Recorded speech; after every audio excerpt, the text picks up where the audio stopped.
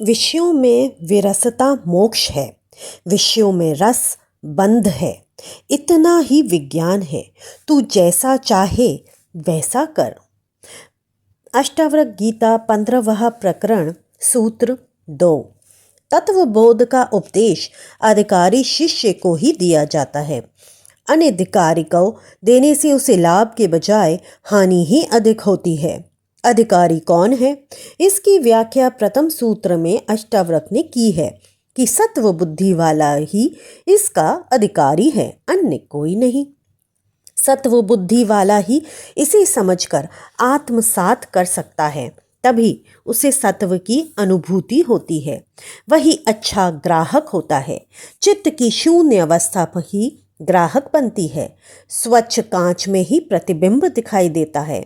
अधिकारी की परीक्षा गुरु स्वयं करता है। शिष्य कभी दावा नहीं करता कि मैं अधिकारी हूँ, मैंने इतने उपवास किए हैं, मैंने संसार छोड़ दिया, नग्न रहा, इतने गायत्री पुष्चरण किए, इतने घंटे रोज उपासना की, इतना दान दिया, इतना त्याग किया, इसलिए मैं आत्मज्ञान का अधिकारी हूँ, मुझे उपदेश दीजिए। गुरु यदि पहचान लेता है कि यह सत्व बुद्धि वाला है तो उसे यह अंतिम उपदेश देता है, जैसे अष्टावक्र ने जनक को दिया, जिसे सुनते ही जनक को आत्मज्ञान हो गया। यदि पूर्व में भूमि तैयार न होती तो अष्टावक्र यह उपदेश कभी नहीं देती। वे उन्हें साधना बताते, मंत्र जप को कहते, अष्टांग योग बताते, उपासना बताते, किंतु जनक के लिए इसकी उपयोगिता नहीं थी। उनकी पृष्ठभूमि पहले ही से तैयार थी, इसलिए घटना उसी क्षण घट गई। अष्टावक्र ने फिर परीक्षा ली, जिससे उनको विश्वास हो गया कि अब जनक वास्तव में आत्मज्ञान प्राप्त कर चुके हैं, उन्हें भ्रांति नहीं हुई है।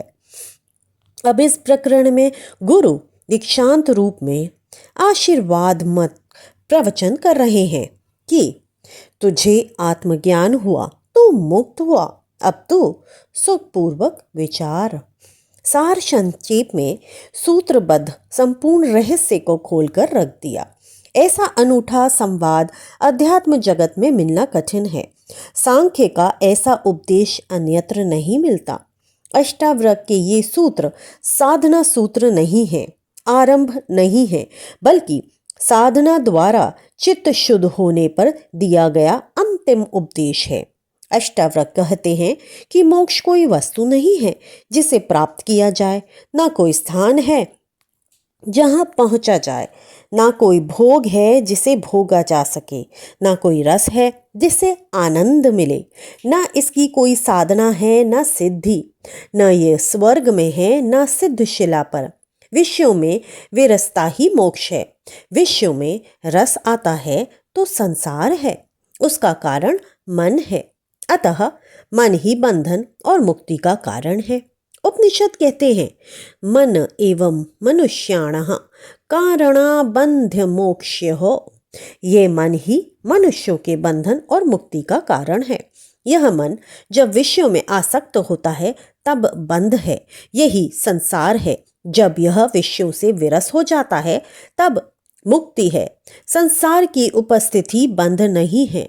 संसार में रहना, खाना पीना व अन्य कर्म करना भी बंध नहीं है, बल्कि उनमें रस लेना, उनमें आसक्ति का होना बंध है। इनमें विरक्त हो जाना, अनासक्त हो जाना, इनकी उपेक्षा करना ही मुक्ति है। अष्टावक्र कहते हैं, इतना ही मोक्ष का ज्ञान का सार है। इसलिए हे जनक, तू इस मोक्ष को प्राप्त हो गया, अब तू जैसा चाहे वैसा कर। अब तेरे लिए संसार में आसक्ति का कोई उपाय नहीं रहा, बीज ही नष्ट हो गया। अब आसक्ति की संभावना ही नहीं है। शरीर पर राख लपेट लेने से, धूनी रमाने से, संसार को गालियां देने से, शरीर को सताने से, उपवास करने से, भोजन के साथ नीम की चटनी खाने से विषयों के प्रति विरसता नहीं आ सकती। इसका मोक्ष से संबंध कोई नहीं है। समझना इसको अपने हाथ में है। इसी के साथ इति श्री सूत्र 2। कल फिर मिलते हैं एक नए सूत्र के साथ। तब तक के लिए राम राम।